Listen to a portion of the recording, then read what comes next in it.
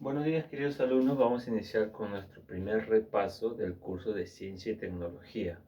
Hoy día, lunes 25 de mayo, nuestro valor responsabilidad, y hoy prácticamente iniciamos la semana 8. He elegido 5 preguntas donde vamos a desarrollar y comentar un poco, porque ya estos temas ya hemos hablado. Vamos a iniciar con los niveles de organización de la materia viva.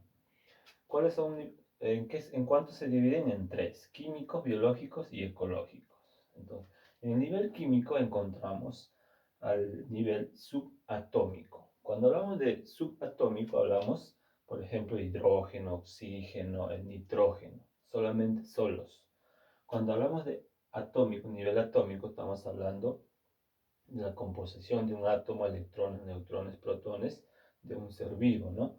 Y cuando hablamos del molécula o nivel molecular, estamos hablando, por ejemplo, la composición de dos moléculas de hidrógeno más uno de oxígeno, que haría una molécula de agua, en este caso H2O.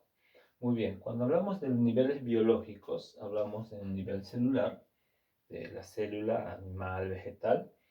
Tejidos, por ejemplo, un tejido epitelial vendría a ser mi piel. Órganos, estamos hablando del corazón, puede ser otro órgano, intestinos, otro órgano puede ser los riñones.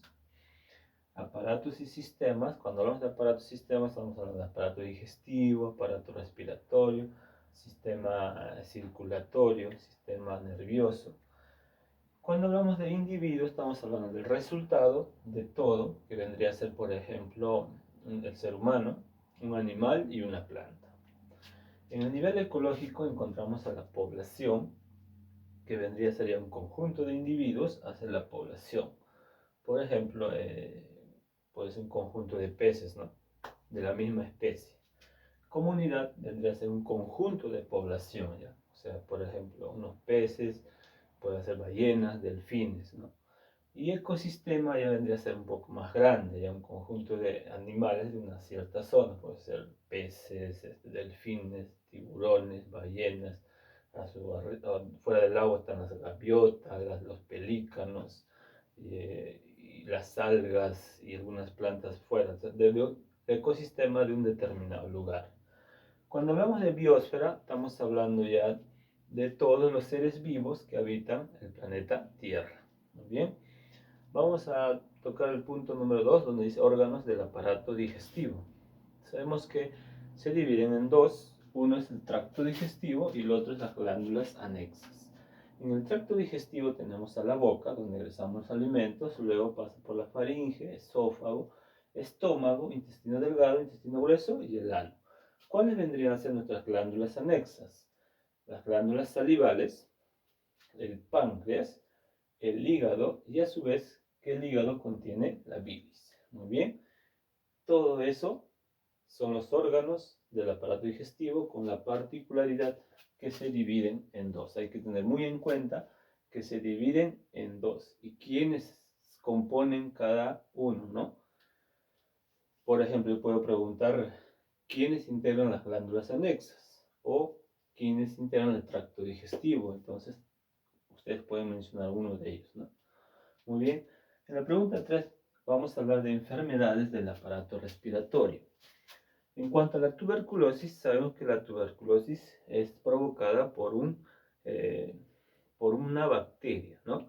Que se llama el bacilo de Koch. Es cuando nos falta el apetito, tenemos sudoración nocturna y es muy contagioso al toser, ¿no? También tenemos la gripe o el resfrío común.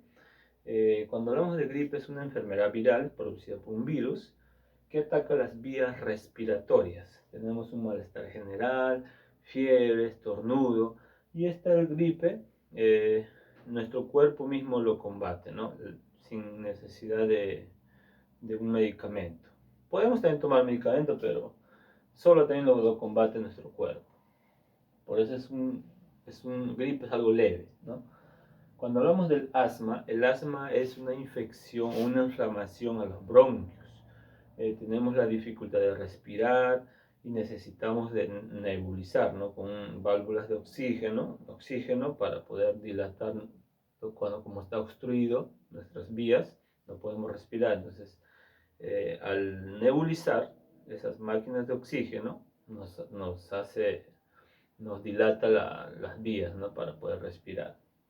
La bronquitis y las amigdalitis son inflamaciones del bronquios y la inflamación de las amígdalas.